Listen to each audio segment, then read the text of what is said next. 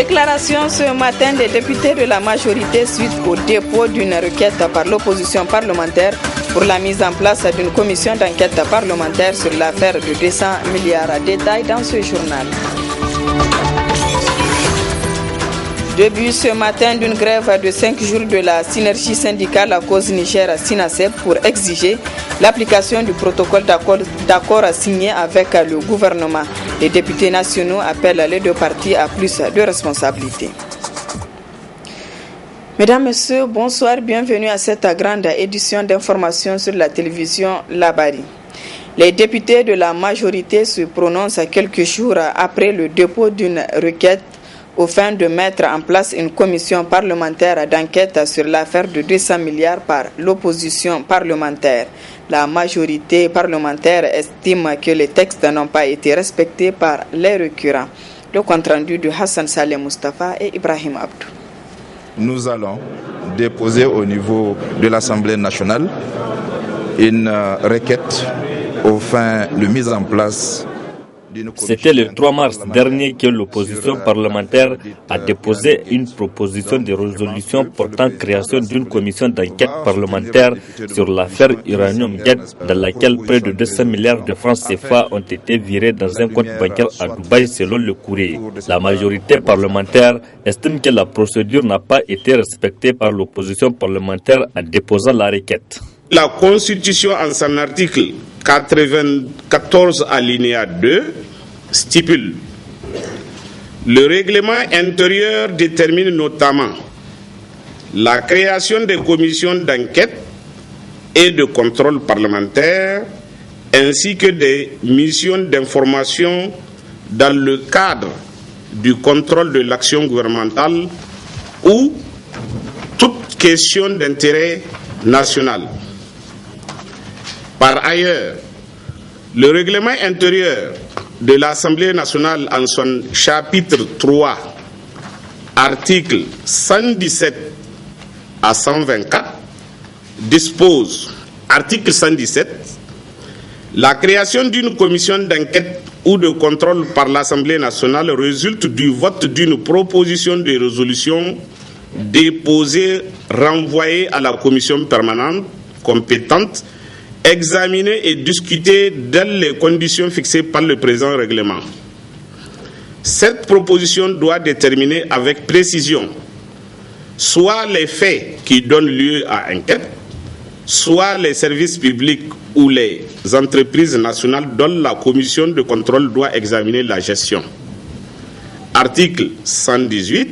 Les commissions d'enquête sont formées pour recueillir les éléments d'informations sur des faits déterminés et soumettre leurs conclusions à l'Assemblée nationale.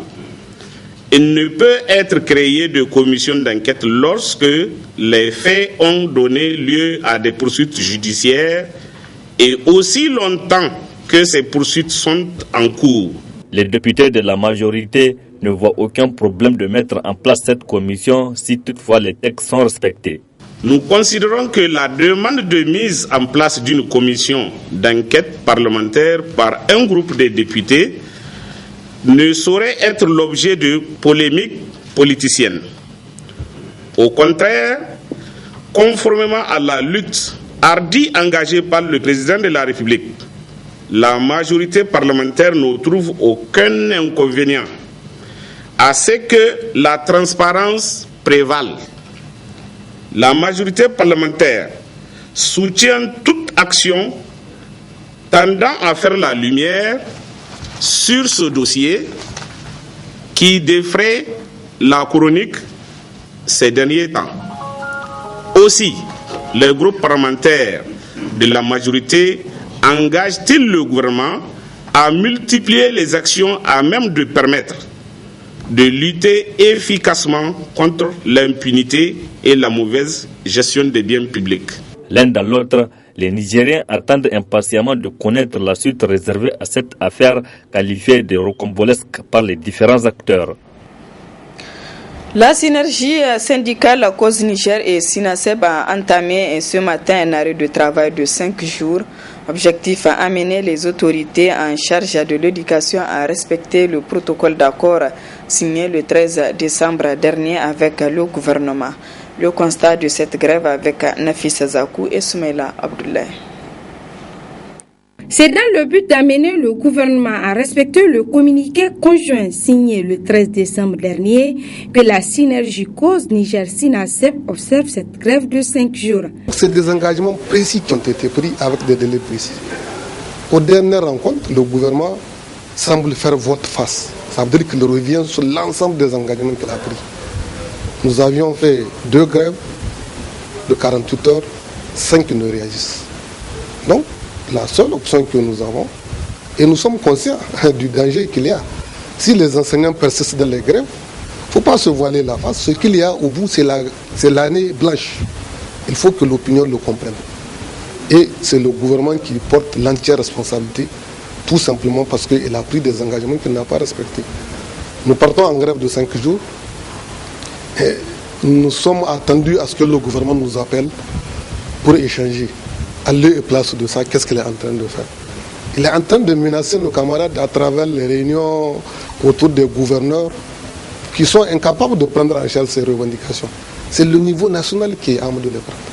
Donc vous avez suivi déjà hier Maradi et aujourd'hui ça sera les autres régions où on va mettre à contribution des politiciens qui n'ont rien à voir avec les parents d'élèves.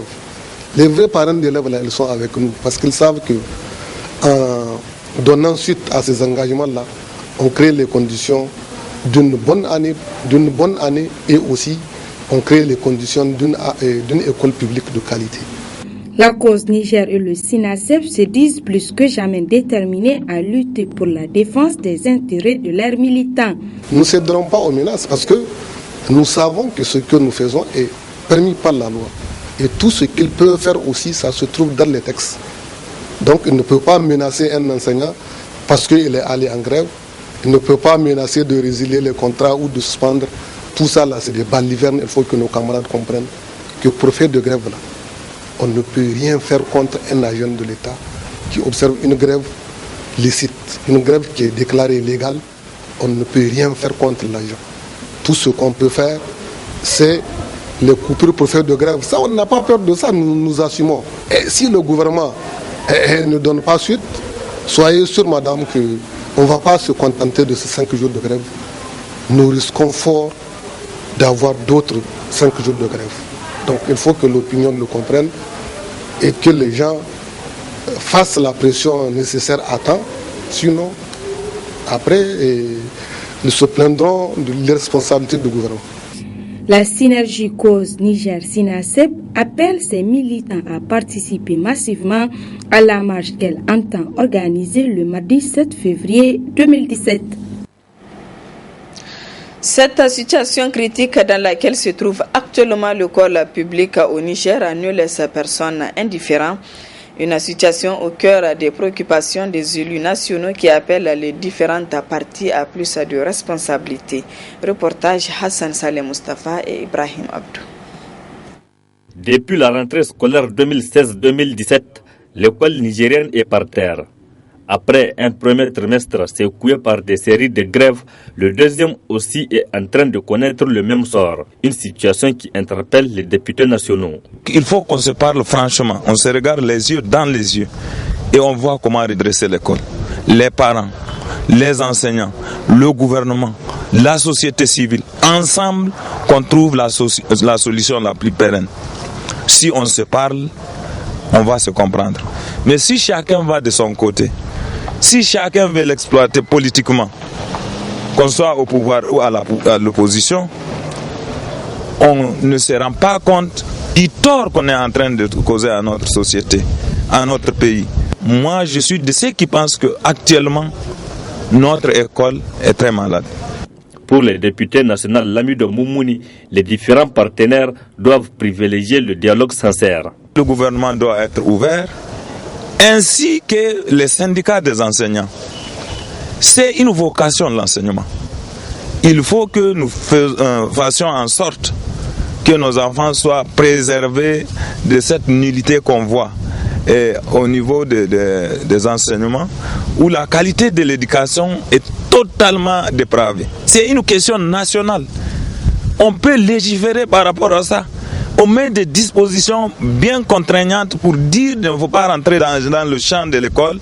Il faudrait que nous puissions par exemple faire des lois-programmes qui peuvent s'étendre sur 50 ans, 100 ans, bien balisées, et en même temps prévoir des lois de programmation pour financer l'enseignement. Le point de discorde entre les syndicats du secteur éducatif et le gouvernement, c'est le non-respect des engagements. Le député Lamido appelle à plus de responsabilité dans la prise de ces engagements. Tout engagement, prix doit être honoré. Si le prix doit être honoré, mais il faut s'assurer en amont que cet engagement-là, il est effectivement possible de l'honorer. Il ne faut jamais prendre un engagement qu'on ne peut pas honorer. Il ne faut pas reporter le conflit. Si aujourd'hui on menace de gréver, vous dites aux gens non, on va vous satisfaire, et que vous n'arrivez pas à les satisfaire, ça devient beaucoup plus grave. Mais si vous tenez un langage de vérité et de transparence, à l'impossible nul n'est tenu. Voilà, nous, ce qu'on a sous la main. Et voilà comment on compte le résoudre de façon progressive. L'école, ce n'est pas que pour le gouvernement. Nos enfants, nous tous, nous avons nos enfants à l'école. Si l'école s'enfonce, nous allons tous en pâtir. Donc, il ne faut pas considérer simplement que l'école, là, s'il y a ceci, il y a cela, c'est le gouvernement, c'est une question de pression. Non. Je pense qu'il faut qu'on change de discours, qu'on se parle honnêtement et qu'on trouve les solutions les plus sereines en ce qui concerne l'école. Au vu de la dégradation du système éducatif nigérien, les parlementaires ont interpellé le gouvernement lors de la dernière session ordinaire de l'Assemblée nationale au titre de l'année 2016. Quelques mois après, c'est toujours le statu quo. Rien que cette semaine, une grève de 5 jours est observée par les enseignants du lundi au vendredi 10 mars 2017. Le mouvement pour la révolution démocratique porté par le cadre était en assemblée générale cet après-midi au siège du dit mouvement à l'issue de se pencher sur la situation socio-économique et politique du pays. À l'issue de ce conclave, une déclaration a été rendue publique à sa teneur avec le porte-parole du mouvement pour la révolution démocratique, Cheibou Lamine. Depuis les élections controversées de février et mars 2016, la majorité de Nigériens vit sous un régime de menaces, de harcèlement et d'intimidation de toutes sortes. En attestent les arrestations arbitraires, les séquestrations, les déportations dont sont victimes les compatriotes osant dénoncer la gouvernance corrompue, mafieuse et clanique que nous connaissons.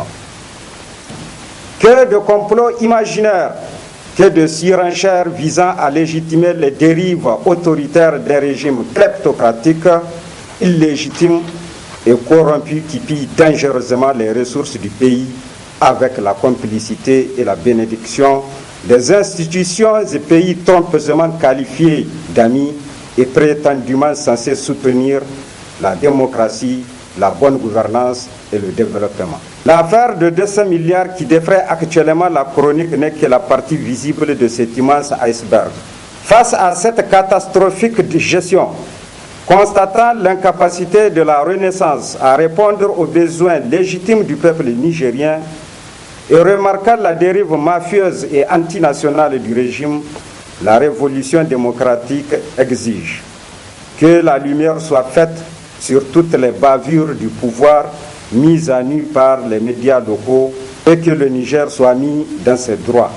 Que tous les Nigériens injustement arrêtés soient présentés devant la justice pour qu'ils puissent connaître leur sort. Le mouvement pour la révolution démocratique informe l'opinion qu'il entend porter plainte contre Areva pour complicité et détournement de deniers publics et corruption au parquet de Paris et ce dans le cadre de la scandaleuse affaire de l'Uranium Gate. La révolution démocratique exige la dotation de l'armée en matériel et moyens nécessaires pour l'accomplissement de sa mission. Le redéploiement des moyens exagérément mis à la disposition de la garde présidentielle aux forces de défense et de sécurité sur le terrain. Le mouvement de la révolution démocratique constate avec indignation les tentatives menées par les autorités de la 7e République en vue de céder des terres riches et fertiles à des sociétés fantoches et réactionnaires et des pays irrespectueux du respect des droits humains en échange de quelques décorations futiles et autres probables pots de vin. Fiers de notre souveraineté, la révolution démocratique refuse la soumission à une nouvelle forme d'esclavage, le renvoi au chômage de milliers de jeunes et par conséquent exige l'annulation pure et simple de la cession du lac Tchad aux Saoudiens et la restitution de ces terres à leurs légitimes propriétaires. Journée Wadata ce lundi 6 mars 2017 organisée par Orange Niger pour être encore plus proche de ses clients en leur offrant un bonus de 150% pour tout rechargement. Le résumé de la caravane avec Abdul Razak Hamidou et Nasser Seydou. Comme à son habitude, chaque mois, Orange offre à ses clients une journée où ces derniers peuvent recharger leur compte et recevoir du bonus. C'est la journée Wadata. Chaque mois, nous organisons une journée Wadata spécialement pour récompenser, pour être plus proche de nos clients et être à l'écoute de nos clients. C'est-à-dire qu'aujourd'hui, spécialement, pour la journée Wadata, nous tous, les agents d'Orange Niger, nous sommes sortis pour être à l'écoute de nos clients, d'être proche de nos clients, pour savoir et recueillir ce qu'ils ressentent envers la marque Orange. 150% de bonus qui sont valables 30 jours. Pendant 30 jours, vous pouvez profiter de nos bonus sans être affecté, sans être coupé. Ainsi, une caravane est organisée dans la ville pour mieux faire passer l'information et depuis le mois passé, des nouveautés et améliorations sont apportées. La nouveauté pour cette journée est spécialement la conversion de tes bonus en forfait data. Un bonus de 150% offert, valable 1 mois et convertible en méga internet. Cette brève attaque tôt ce matin à Wanzarbe dans le département de Terra, région de Tillabéri, aux environs de 6 heures du matin. Ce sont les éléments de la gendarmerie nationale qui auraient été la cible de cette attaque terroriste. Aucun bilan officiel, mais un député national de la région a fait cas d'au moins 5 gendarmes tués. Cette nouvelle attaque intervient à quelques jours d'une autre qui a coûté la vie à au moins 15 soldats nigériens à Tiloa dans le département de Walam. Début ce matin à l'école nationale de police d'une formation des formateurs sur le respect de la loi et des standards internationaux dans les opérations de sécurité. C'est une formation à l'endroit des responsables régionaux de forces de défense et de sécurité. Suivez le compte rendu. Organisée par la plateforme ouest-africaine Police et Droits Humains, POLIDH en collaboration avec le Comité international de la Croix-Rouge CICR, cette formation des formateurs sur le thème respect de la loi et des standards internationaux dans les opérations de sécurité qui durera 5 jours est destinée aux responsables des forces de défense et de sécurité. L'intérêt pour le CICR d'entretenir les relations avec la police et d'encourager le respect du droit qui protège les personnes. Le CICR concentre son dialogue avec les responsables d'application des lois sur un ensemble de droits fondamentaux qui sont particulièrement pertinents dans les situations de conflits armés et autres situations de violence. L'objectif global est d'encourager le respect du droit qui protège les personnes en pareilles circonstances. Malgré des normes juridiques claires, la fonction d'application des lois n'est pas une science mathématique permettant des réponses précises. Parce que les agents de la force publique doivent faire face à des situations très diverses, faisant intervenir de nombreux intérêts divergents, ils se voient accorder une certaine marge d'appréciation, ce qui fait peser sur eux la responsabilité considérable de faire les bons choix.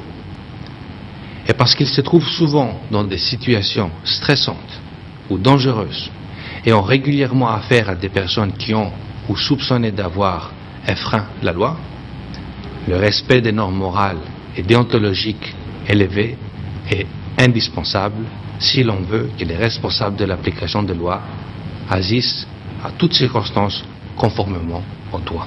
Quant au directeur général adjoint de la police, il a relevé toute l'importance de cette formation pour les forces de défense et de sécurité. La présente formation des formateurs avec pour thème le respect des lois, les standards internationaux dans les opérations de sécurité nous paraît absolument importante et nécessaire, non seulement de par son objectif général qui permettra aux responsables des forces de défense et de sécurité de disposer de pools de formateurs à même de démultiplier cette thématique à leurs collègues en région, mais aussi tenant compte du contexte sous-régional caractérisé par les attaques terroristes et autres trafics illicites. Monsieur le chef de la délégation du CICR, au regard de la pertinence des modules, de la qualité des intervenants et des participants imbus des questions de sécurité dans leur zone de compétence, j'ai le profond sentiment que cet objectif sera atteint. Il faut rappeler que la sécurité des personnes est l'un des instruments de mesure de bonne gouvernance pour renforcer l'état de droit et asseoir une vraie démocratie. Voilà, mesdames, messieurs, ici s'achève ce journal. Merci à vous de l'avoir suivi et excellente soirée en compagnie du programme de la télévision Labari.